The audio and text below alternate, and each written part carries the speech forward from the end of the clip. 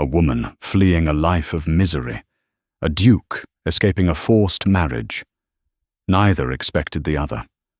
Tonight's story is, she tried to hide in the wedding carriage, but the Duke was already sitting in the shadows. When Rosalind Munro climbed into the opulent carriage, she was only thinking of escape. She was desperate to flee the cruelty of her cousin, the bride. But a voice from the darkness stopped her heart. Sebastian Vane, the Duke of Crestwood, the groom himself, was already there, and he wasn't dressed for a wedding. They were trapped, two fugitives in a runaway carriage, hurtling toward a scandal that would either destroy them or expose a truth more dangerous than either could imagine. Rosalind Munro pressed herself flat against the damp brick of the mews, her breath held tight in her chest. Her thin maid's dress was a poor shield against the biting London air, but it was the pounding of her heart that truly chilled her. Today was the wedding day of her cousin, Lady Beatrice Montcroft, and Rosalind was committing theft.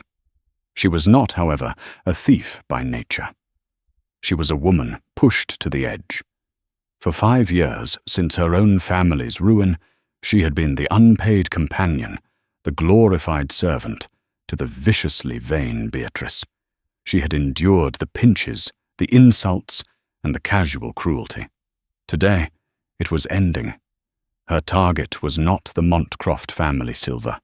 It was a small, velvet-lined box tucked inside the bride's wedding carriage. Inside that box was a sapphire brooch. It was not Beatrice's, it was Rosalind's, the last stolen remnant of her own mother's dowry, which Beatrice had borrowed years ago and refused to return, keeping it as a petty trophy of her power. The carriage stood alone in the cobbled yard, a monstrosity of white lacquer and gold leaf, the Montcroft crest emblazoned on the door. The groom, the formidable Sebastian Vane, Duke of Crestwood, was due at the church. This carriage was to collect Beatrice. It was empty. It was her only chance. A stable hand disappeared into a tack room. Now. Rosalind darted from the shadows. Her movements were silent, practiced from years of making herself invisible. The carriage door handle was cold. She turned it, slipped inside, and pulled the heavy door shut, plunging the carriage into an opulent, silk-scented darkness. She fell to her knees on the plush floor, her hands scrambling beneath the velvet-upholstered bench. Beatrice had bragged about the carriage's hidden comforts: a compartment for champagne, a drawer for yes. Her fingers found a small, carved wooden handle. She pulled. The drawer slid open with a whisper. Her hand dove in, past a flask, past a book, and then her fingers brushed the velvet box. Relief flooded her, so potent it almost made her weep. She had it. She would take the brooch, flee this house, and sell it. It was enough to buy passage to America, to start new. She clutched the box to her chest. She would wait until the carriage began to move, then slip out at the first crowded corner. A deep, masculine voice shattered the silence. I wouldn't bother. The sapphires are fakes. Rosalind froze. She was not alone. Her eyes strained in the dim light, which filtered only faintly through the drawn silken curtains. A large shape was occupying the opposite bench. A man. He was not in the shadows. He was the shadows. "Who are you?" she whispered, her hand flying to her mouth. The man leaned forward. The sliver of light from the curtain's edge caught the sharp plane of his cheekbone and the glint of a dark, unamused eye. He was dressed not in the finery of a groom, but in dark, immaculate riding leathers. "A pertinent question," he rumbled. His voice was low, like distant thunder. "Though I believe the more pressing one is, who are you?" Rosalind's mind raced. This was the Duke, Sebastian Vane, the Iron Duke, as the papers called him. The man Beatrice was supposed to marry in less than an hour. He was supposed to be at the church, waiting. "You are, Your Grace," she stammered, scrambling backward until she hit the carriage door. "I am sorry. I was checking the—" "Stealing," he supplied, his voice utterly devoid of emotion. "You were stealing the brooch, a desperate, clumsy attempt. But you are correct on one count. The sapphires are fakes. Beatrice had them replaced with paste years ago and sold the originals to pay a gambling debt she believed no one would notice." Rosalind's stomach dropped. The brooch was worthless. Her entire plan was worthless. She was trapped in a carriage with the most powerful man in England, a man she had just tried to rob. "Please, Your Grace," she pleaded, the velvet box falling from her nerveless fingers. "I can explain. My cousin, it was mine." The Duke of Crestwood didn't seem to be listening. He was looking at the door, as if expecting something. "Your name?" "Rosalind. Rosalind Munro. Lady Beatrice's companion." "Ah," he said, a world of understanding in that single sound. "The poor relation, the one she sharpens her claws on." Before Rosalind could process the shock of his observation, the carriage rocked violently. Shouts echoed from outside. The carriage door handle rattled. Rosalind gasped, thinking they were discovered. "Stay down," the Duke commanded, his voice a sudden, sharp blade. He did not move, but his entire presence seemed to fill the carriage, radiating a cold, dangerous energy. The door flew open. It was not a stable hand. It was a man in the Duke's own livery. "Your Grace," the man panted, "Montcroft's men are at the front gate. They're demanding to know why you are not at the church. And the Dowager? She has arrived." "Then we are leaving," the Duke said simply. "But Your Grace, the bride—" "The plan is unchanged," the Duke snapped. "Go." The door slammed shut. A whip cracked. The carriage leaped forward, throwing Rosalind from her seat. She landed hard against the Duke's legs. His knees were like granite. She tried to scramble away, mortified, but the carriage was moving too fast, rattling over the cobblestones at a breakneck speed. "What is happening?" she cried, clinging to the bench strap. "Where are we going? This isn't the way to the church!" Sebastian Vane leaned back into the shadows, his face becoming a mystery once more. His voice, however, was terrifyingly clear. "Correct, Miss Munro. It is not." He paused, and Rosalind could feel the weight of his gaze in the dark. "I have no intention of going to the church. I was, in fact, escaping. And you, my little thief, are now my accomplice." The carriage thundered through the streets of London, its speed reckless. Rosalind hauled herself back onto the bench, her heart hammering against her ribs like a trapped bird. "Accomplice?" she choked out. "You're escaping? But the wedding, your titles, your duty, Lady Beatrice." A sound that might have been a laugh, cold and sharp, came from the shadows. "Duty," he spat, "is a word men like Lord Montcroft use to line their pockets.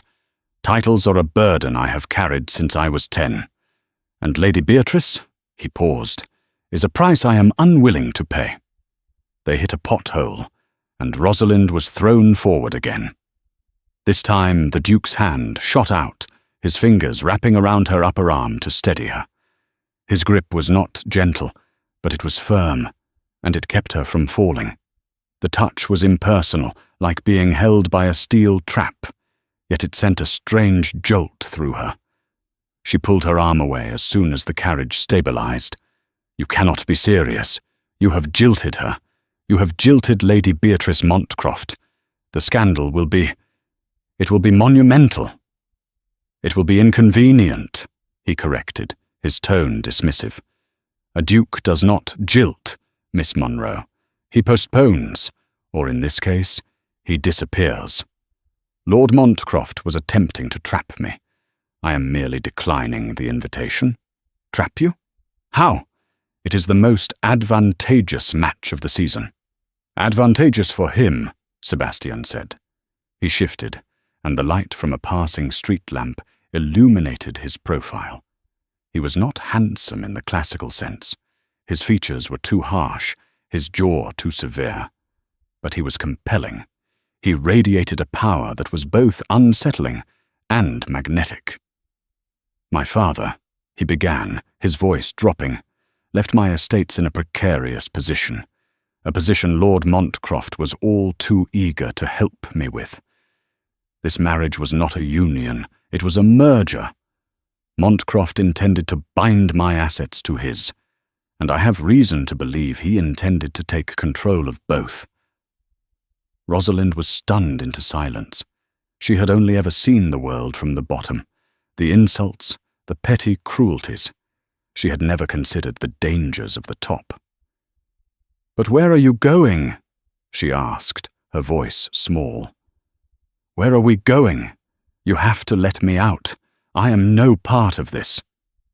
"You became a part of this when you climbed into my escape carriage," he said flatly. "And you will remain a part of it until I am clear of London. My driver has instructions to take this carriage to a post-chaise I have waiting in Highgate. From there, I ride north." "North? To where?" "To my estate, Crestwood, in Yorkshire." "Yorkshire?" she gasped. "That is days from here. You must stop. Let me out at the next corner. I will fade away. No one will ever know I was here." "And what will you do, Miss Monroe?" "Penniless, with a worthless brooch, and now a jilted bride's cousin. When Montcroft realizes I am gone, he will tear the city apart looking for me.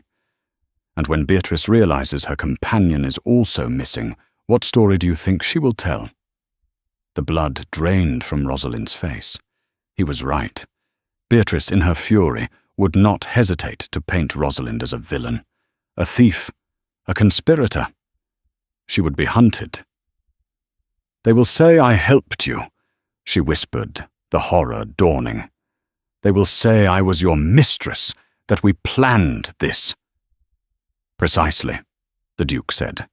"Your reputation will be utterly destroyed. Mine will recover. I am a duke. Yours will not." She looked at him, this cold, calculating man who had just laid out her ruin with the dispassion of a weather forecast. "You are a monster." "I am a realist," he countered. "And I am offering you a choice you did not have 10 minutes ago." The carriage suddenly slowed. Rosalind tensed. "We are approaching the posting inn at Highgate," he said. "This is where my carriage and my men are waiting. You have two options. You can get out here. You can take your chances on the streets of London, where Lord Montcroft's men are likely already searching. Or you can come with me." "Come with you?" she scoffed. "As what? Your prisoner? Your mistress?" "As my employee," he said. Rosalind blinked. "What?" "I am going to Crestwood to uncover the truth about my father's death, which I do not believe was an accident. Lord Montcroft is at the centre of it. You, Miss Monroe, were in his house.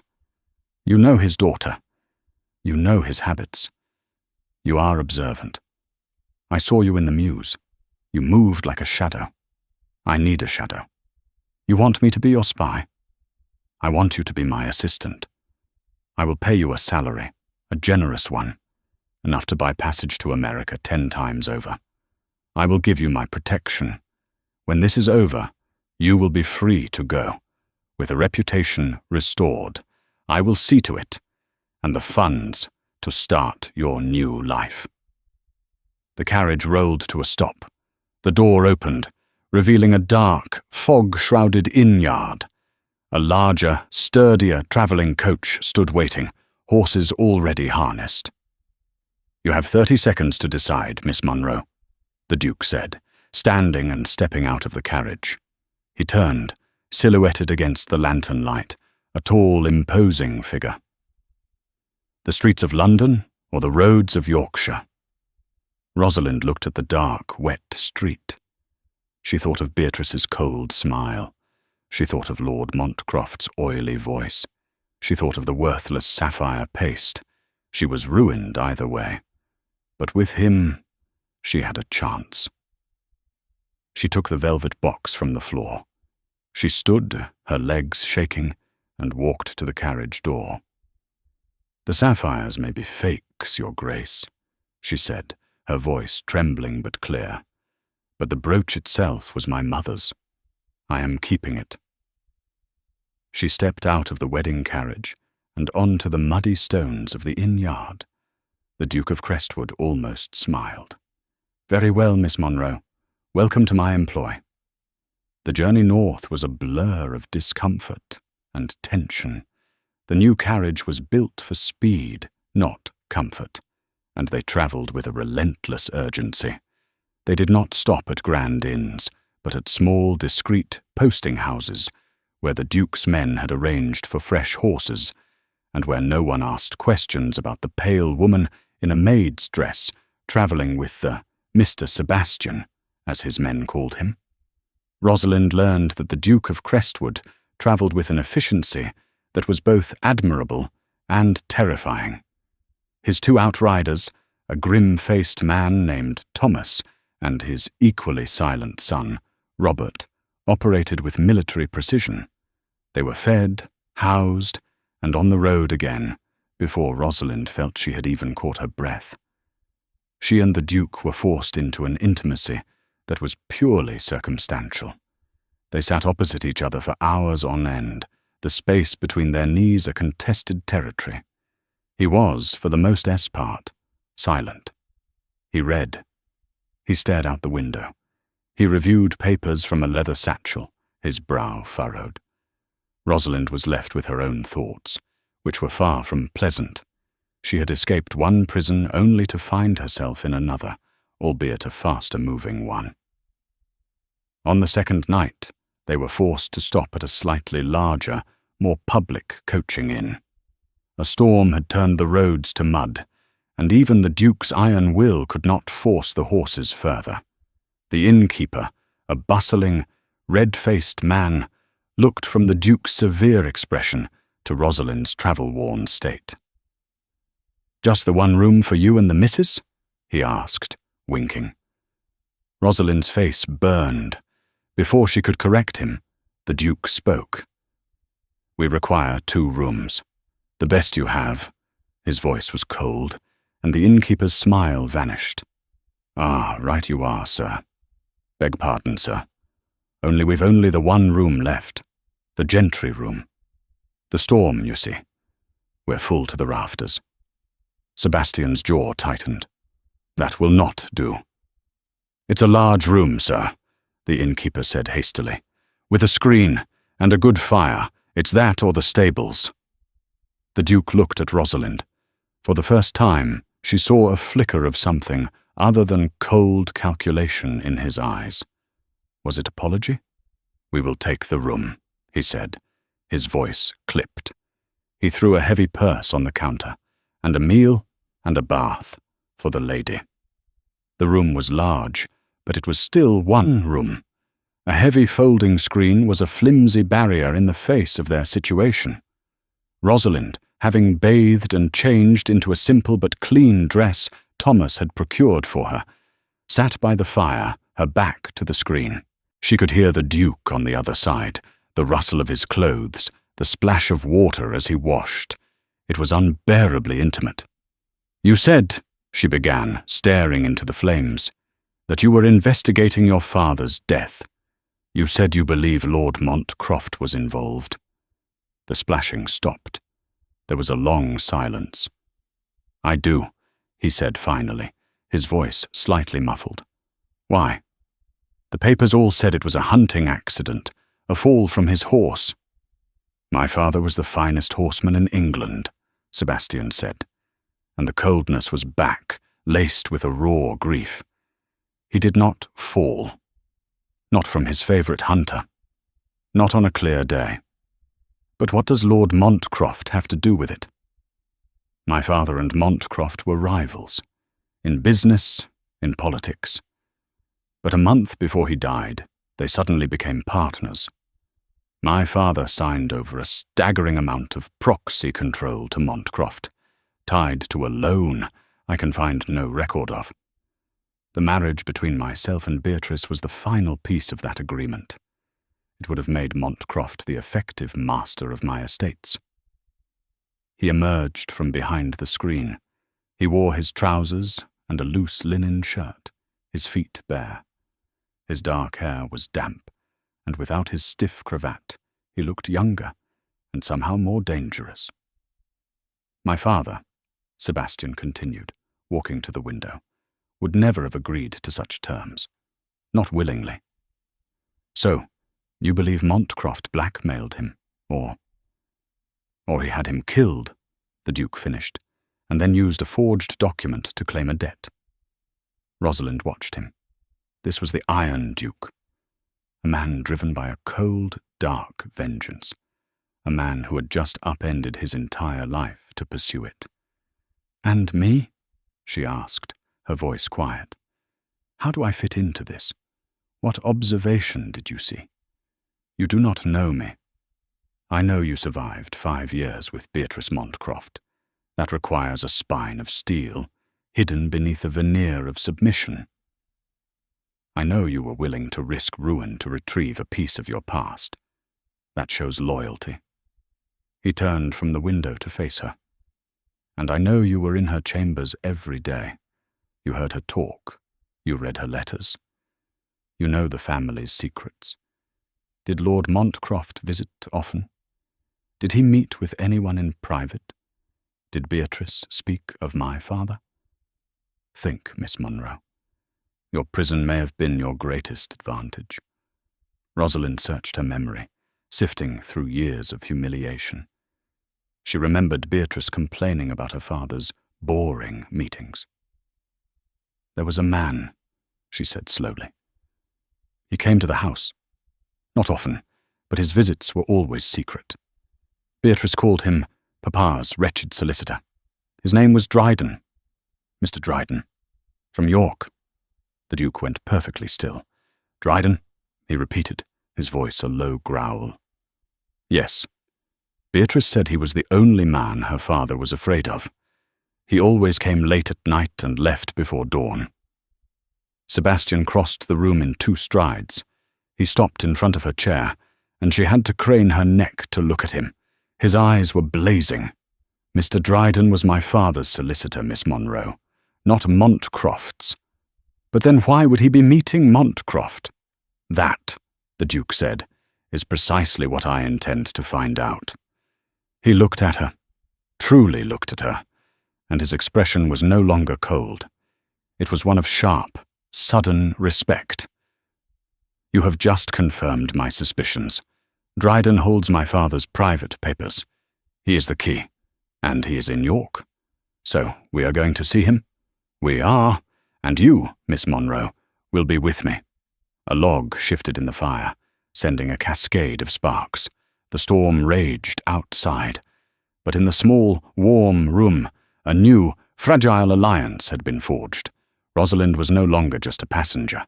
She was a participant, and for the first time in her life, she was not afraid. The rest of the journey to York was different.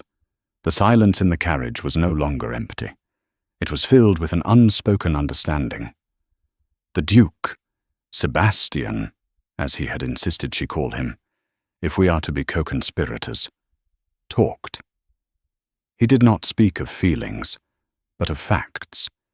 He laid out the intricacies of his father's shipping empire, the tangle of investments, and the specific properties that Lord Montcroft now threatened. He treated her not as a poor relation, but as an equal, a colleague. He would ask her questions about the Montcroft household, and her answers, which she had always considered trivial, would make him nod slowly. "Beatrice kept her own accounts?" he asked, surprised. "She tried," Rosalind said. "But she was always in debt. She bought gowns and jewels constantly. Her father would rage, but he always paid. So he indulged her," Sebastian mused. "No," Rosalind corrected. "He controlled her. He would let her run up the debt, then use it as leverage. She was terrified of him. She was cruel to me because I was the only person she was not terrified of. Sebastian looked at her, his gaze intense. You are a very astute observer of human nature, Rosalind. He had used her full name, not Miss Monroe. A warmth spread through her that had nothing to do with the carriage's modest heating brick. They stopped for the night in a small village south of York.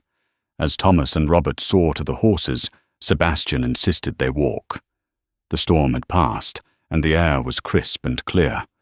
They walked down the quiet village lane, a strange pair, the powerfully built Duke in his immaculate, if travel-worn clothes, and the woman who was rapidly forgetting she was supposed to be a maid. The peace was shattered by the arrival of the London mail coach. It rattled to a stop at the inn, and a passenger tossed a day-old newspaper to the ground. Sebastian picked it up. His face darkened as he read the front page. "What is it?" Rosalind asked. He handed it to her. The headline was bold and black. Duke of Crestwood abandons bride, flees with companion in shameful elopement. Rosalind's knees went weak. The story was venomous. It painted Sebastian as a reckless fool, but it reserved its true vitriol for her. She was a scheming social climber, an artful seductress, a common thief who had bewitched the Duke and kidnapped him from his own wedding. Lord Montcroft had offered a substantial reward for her capture. Dead or alive? "He wants me dead," she whispered, the paper trembling in her hands. "He wants you silenced," Sebastian corrected, his voice a low, dangerous rumble. He was furious, not for his own name, but for hers. "He is controlling the narrative. He has painted you as the villain, so no one will question him." "We must hide," Rosalind said, her panic rising. "We must separate. If they find me with you, they will find you with me," Sebastian stated, his jaw set. "We do not hide, Rosalind. We do not run. We finish this. We go to York. We see Dryden. We find the proof to destroy Montcroft. He has offered a reward. Every bounty hunter, every desperate man between here and London will be looking for me. For us. Let them look," he said. He took the paper from her, crumpled it in his fist, and tossed it into a ditch. He took her arm, his grip possessive. "You are under my protection. No harm will come to you." The conviction in his voice was absolute.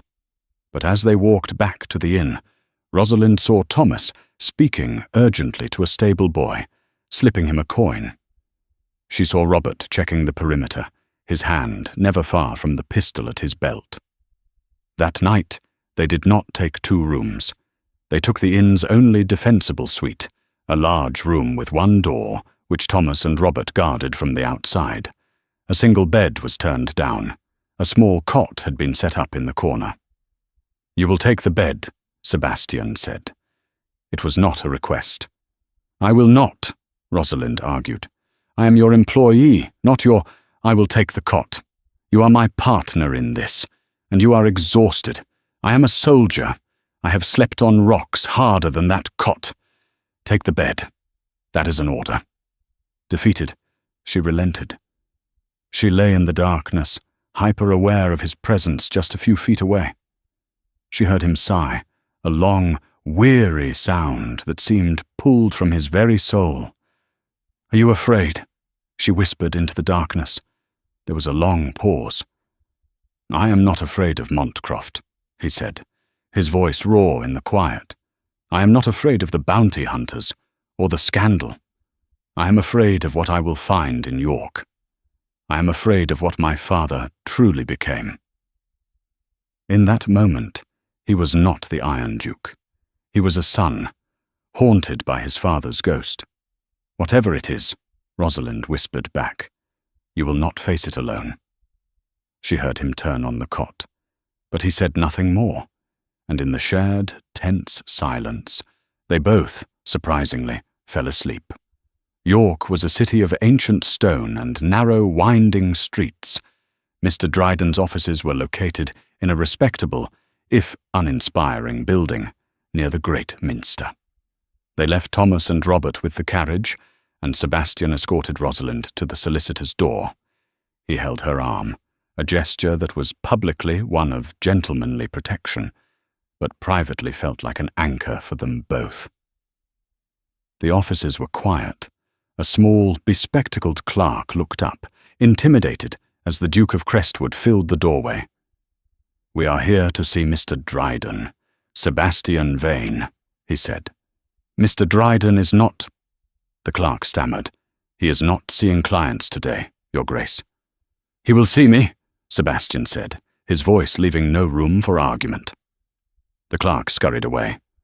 A moment later, a thin, whey-faced man in a drab suit emerged. He looked pale and nervous. This was Mr. Dryden. "Your Grace," he said, wringing his hands. "This is highly irregular. I was not expecting you. And yet I am here," Sebastian said. "We will speak in your office. Now." Dryden led them into a room piled high with dusty ledgers and boxes. He shut the door, his hands trembling. "I assume you have heard the news, Your Grace," Dryden said. "Lord Montcroft has made a formal claim against the late Duke's estate. He claims a default on a loan." "He claims a forgery," Sebastian said. "And I am here for my father's private papers, the box you hold for him." Dryden turned a shade paler. "Your Grace, I am bound by law. Lord Montcroft's claim he has a court order." "He has a court order based on a lie," Sebastian countered. "A lie you, I suspect, know all about. You were meeting with him, in secret, at his London house."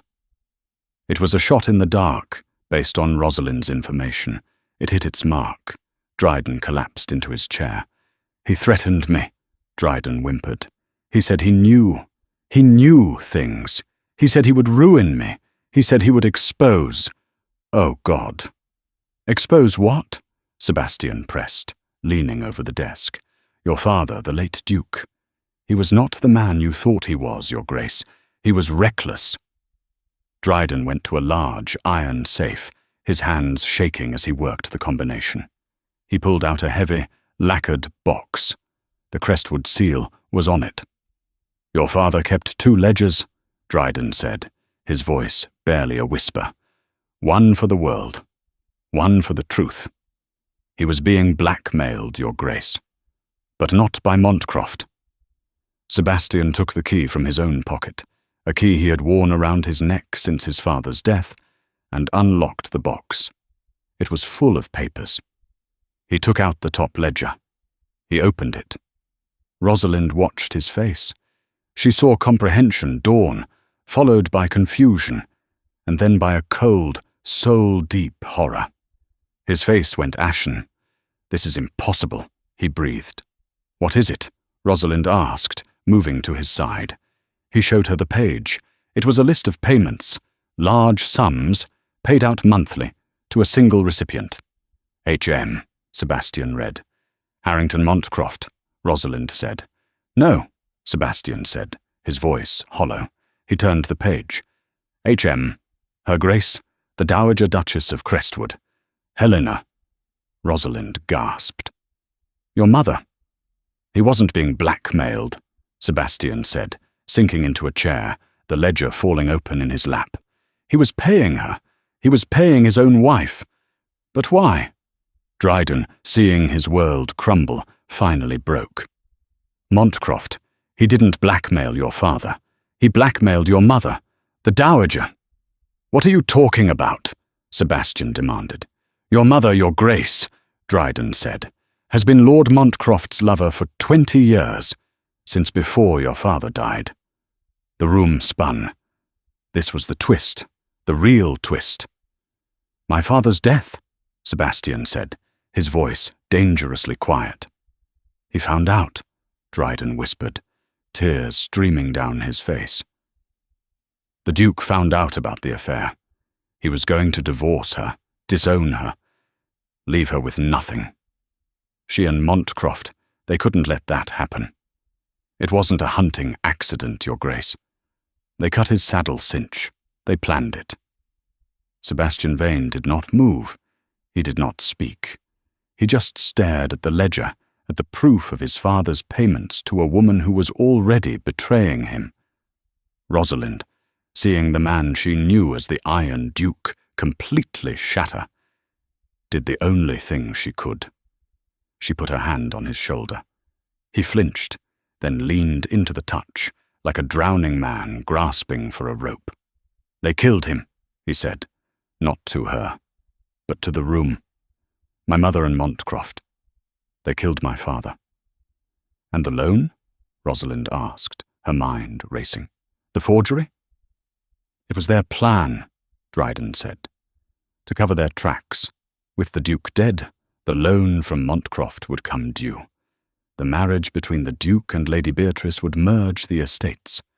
Montcroft and the Dowager would control everything. They would be free to be together, and they would be the most powerful couple in England." Sebastian stood up. The grief was gone, replaced by something far more terrifying. A cold, absolute, and righteous fury. "Mr. Dryden," he said, his voice like ice, "you will gather every piece of paper, every letter, every ledger.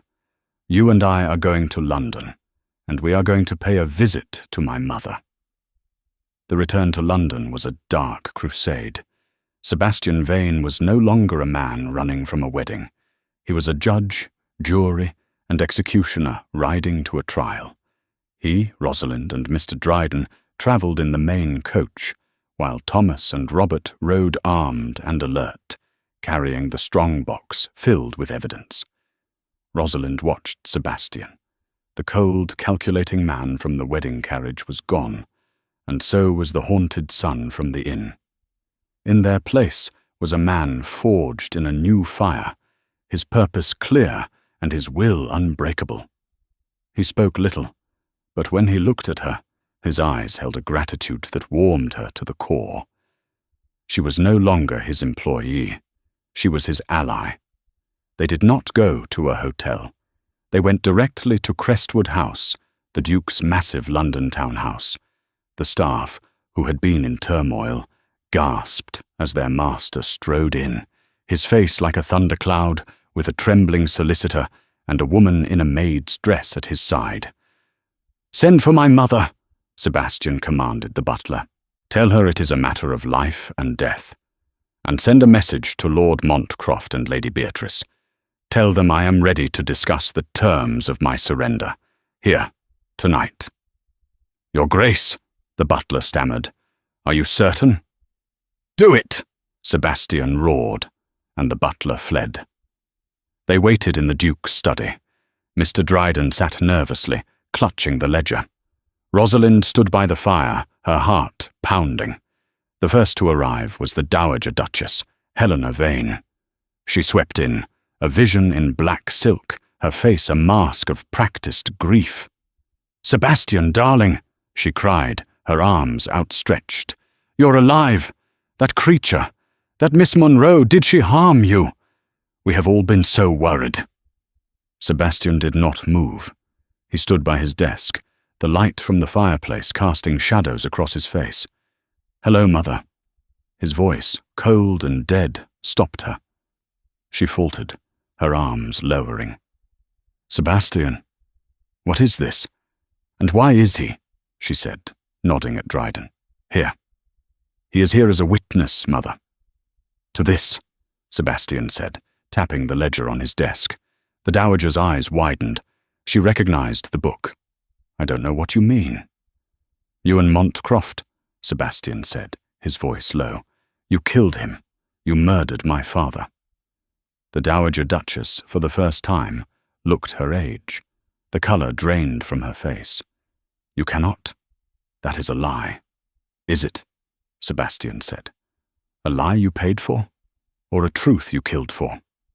Before she could answer, the doors burst open again, and Lord Montcroft strode in, followed by a preening Beatrice. "So the prodigal Duke returns," Montcroft boomed, a smug smile on his face. Have you come to beg, boy? To finally agree to the marriage? It will cost you now. My daughter's reputation. Be quiet, Harrington, the dowager snapped, her voice shaking. Montcroft stopped, confused. He looked from the dowager's pale face to Sebastian's rigid one. Helena? What is going on? You, Sebastian said, pointing at Montcroft, are under arrest for the murder of my father, the Duke of Crestwood. Montcroft laughed, a short, barking sound. You are mad. You have no proof. I have this, Sebastian said, holding up the ledger. A record of payments from my father to my mother. Payments he stopped. I have Mr. Dryden's testimony, and I have the confession from your lover. He was bluffing, but Montcroft didn't know it. The Lord's eyes darted to Helena. You foolish woman! You told him? No, she shrieked. He's lying. He found the ledgers. It doesn't matter, Montcroft snarled, his mask of civility dropping. He took a step toward the desk. Give me the book, boy. And you, Beatrice, Rosalind's voice cut through the room. Everyone turned. They had forgotten she was there. She stepped out from the shadows of the fireplace. Beatrice sneered. You filthy gutter snipe, you dare show your face. You will hang for this. Will I? Rosalind said, her voice clear and strong. She held up a small object. The velvet box. Will I hang, or will you, for the theft of the Crestwood sapphires? Beatrice scoffed. Those fakes. Don't be— Not the fakes, Rosalind said. The originals. The ones you sold to pay your gambling debts. The ones I have the receipts for. From the jeweler you sold them to. He was a very forthcoming man. Once I mentioned Lord Montcroft's name. This was Rosalind's own twist. She had slipped out in York. She had telegraphed the jeweler, a man her own father had known. The reply had been waiting for her at Crestwood House. Beatrice's face crumpled. Father, they know. Montcroft looked from Sebastian to Rosalind. He was trapped. His son-in-law-to-be was accusing him of murder. His daughter was a confessed thief. It was all for nothing, he whispered, looking at Helena. All of it. For you. No, Sebastian said. It was all for you, for your greed. My mother was just your tool. No, Helena cried. I loved him. I love Harrington. You loved his power, Sebastian said, and he loved my money. A perfect match. He walked to the study door and opened it. Standing in the hallway were two men, not policemen, but two high-ranking magistrates, friends of his late father. Magistrate Powell, Sebastian said. Lord Davies. Thank you for coming. I believe you have heard everything you need. Lord Montcroft and my mother, the Dowager Duchess, have just confessed to the conspiracy to murder my father. Montcroft and Helena froze. They had been played. The entire scene was a trap. Arrest them, Sebastian Vane said. The great study door closed with a click, sealing off the echoing footsteps of the magistrates and their prisoners. The sudden, profound silence that descended was heavier than the arguments that had filled the room moments before. Beatrice Montcroft was all that remained of the wreckage. She had collapsed into a high-backed velvet chair, a boneless heap of ruined silk. The arrogant woman was gone, replaced by a whimpering child. He's gone, she whispered, her voice a reedy, pathetic sound. They took my father. Rosalind, standing near the fire, felt the adrenaline drain away. She looked at Beatrice, and for the first time felt only a vast, empty pity. Beatrice was not a villain. She was a hollow vessel, shaped by her father's ambition. Sebastian Vane, the Duke of Crestwood, had moved to the window, his back to the room. He stood as still as stone, a man carved from shadow, staring out at the London night. He seemed to have forgotten Beatrice entirely. He's gone! Beatrice wailed again, her eyes finally swiveling to Rosalind. What will happen to me?"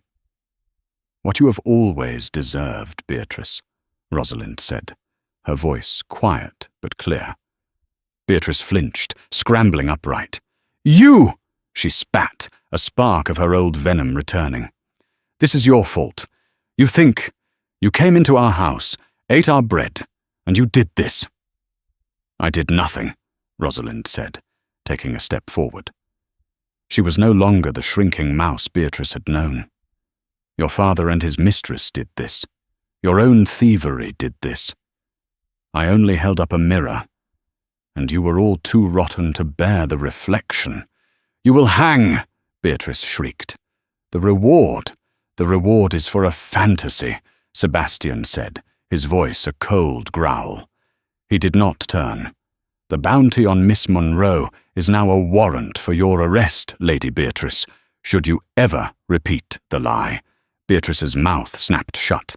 The reality dawned. She was alone, ruined, and penniless. "Please," she whimpered, her body dissolving into tremors. "Please, Rosalind, don't let them arrest me. The sapphires, it was just a trifle. A joke." "I am not you, Beatrice," Rosalind stated, walking to the desk and taking up a clean sheet of foolscap and a pen. "I do not find sport in the suffering of others. You will not be arrested for theft." Beatrice let out a ragged gasp of relief. "On one," Rosalind continued, "non-negotiable condition." She placed the paper and ink on the small table beside Beatrice's chair. You will write a full, public retraction of every lie. You will state that I, Rosalind Monroe, was a woman of unassailable character who was aiding the new Duke of Crestwood in his investigation. You will restore my name. Not for me, for the truth. "And then," Beatrice whispered, "and then you will disappear. You will take what few jewels you have left and retire to some small cottage in the country, and you will live a quiet, unseen life. If I ever hear your name in society again, I will have you charged. Do you understand me?" Numbly, Beatrice nodded. She picked up the pen, her hand shaking violently. Rosalind turned away.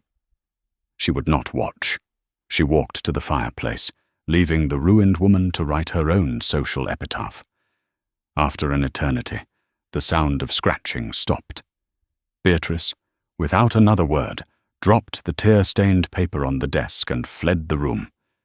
The study was silent again, but this time it was a shared silence. Rosalind joined Sebastian at the window. The Iron Duke was gone, replaced by a man who looked broken. "My mother," he whispered, the words like glass shards. "She killed him. All these years I mourned him, and it was all a lie. He knew, and he paid her. He was a fool, or a coward. Or he was a man," Rosalind argued, her voice fierce, "who was trying to protect his son from the truth. Perhaps that was his last act of love." She looked at him. "You are not your father's weakness, Sebastian. And you are not your mother's poison. You are the man who saw the truth and did not flinch." He scrubbed a hand over his face, a weary, human gesture. He walked to the decanter, his hand shaking, and tossed back a brandy. "This," he said, gesturing to the room, "is over. The danger is past, and I must settle my accounts." Rosalind's heart gave a strange, painful lurch. "Settle your accounts?" "You," he said, staring into the empty glass. "You are owed, a debt I can never repay." He turned, his face unreadable, the Duke's mask sliding back into place. "I will see you settled, Miss Monroe. A townhouse in Bath, passage to America, first class, a dowry. You will want for nothing. You will be free." It was a generous, lordly, and utterly brutal dismissal. He was paying her. "You think I am another line item," she said, her voice trembling with a quiet fury. "A debt to be paid, a problem to be solved. No, I am offering you gratitude, a reward." "And I am refusing it," she snapped, her control breaking. "I do not want your gratitude, your grace." She threw the title at him, and she saw him flinch. "I do not want a house. I do not want your money." "Then what do you want?" he asked, lost. "I wanted the man," she cried, her hands clenching. "I wanted the man who sat in the shadows of that carriage, dressed in leathers, and was willing to lose a dukedom to find the truth. I wanted the man who slept on a cot in a storm-tossed inn, who shared his fears in the dark, and who treated me as his equal. Not this duke," she spat the word, "who stands in his grand house and offers me trinkets to clear his conscience." She was crying now, tears of rage and pain. She turned and marched to the door. "Keep your money, your grace. My name is my own. I will find my own way." Her hand was on the brass handle. "Rosalind, wait." His voice was not a command. It was a plea, a raw, desperate sound that stopped her cold. She paused, her back to him. She heard him cross the room. He came up behind her, placing his hand on the door just above her head, boxing her in. "Do not leave," he said, his voice a low, rough whisper against her hair. "Why?" she whispered back, refusing to turn. "So you can offer me a larger house?" "No," he said. He leaned his forehead against the heavy wood. "Because I am not. I do not know how to do this." "Do what?" she asked, her anger fading. "This," he breathed. "I have spent my life managing estates, debts, titles. I have never had to manage this. My heart." He took a ragged breath. "My offer. It was the armor of a coward. It was the only language I know, the language of transactions. And it was an insult. I know." He slowly placed his hand on her shoulder, turning her to face him. His other hand came up to cup her face. His eyes, no longer guarded, were an open wound. "I am terrified, Rosalind," he confessed.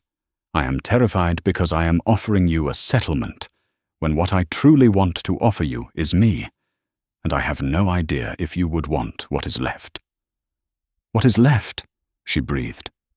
"A ruined name," he said, his voice breaking, "a family steeped in blood, a title that is now a mark of shame. I am offering you Sebastian Vane, the man, not the Duke, and he is a ruin. He is the wreckage." Rosalind looked up at this powerful broken man. A slow, brilliant smile touched her lips. "Good," she whispered. He blinked, confused. "Good?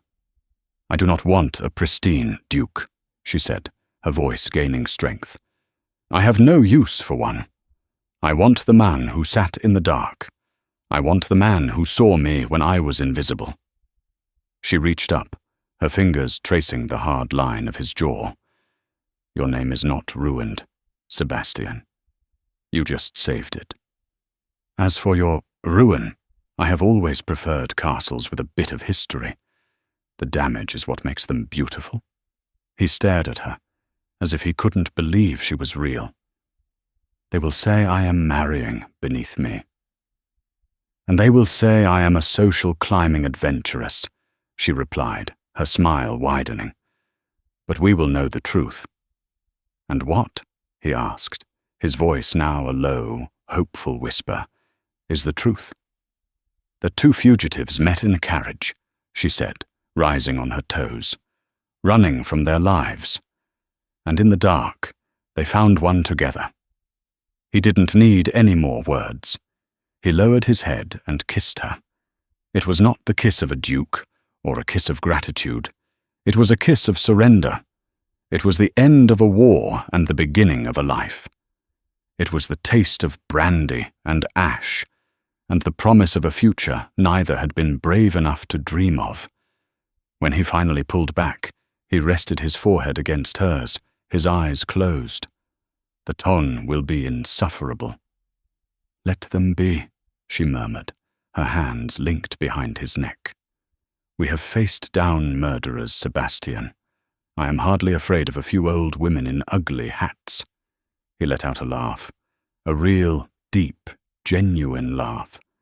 It was the first time she had ever heard it, and the sound was more beautiful than any music.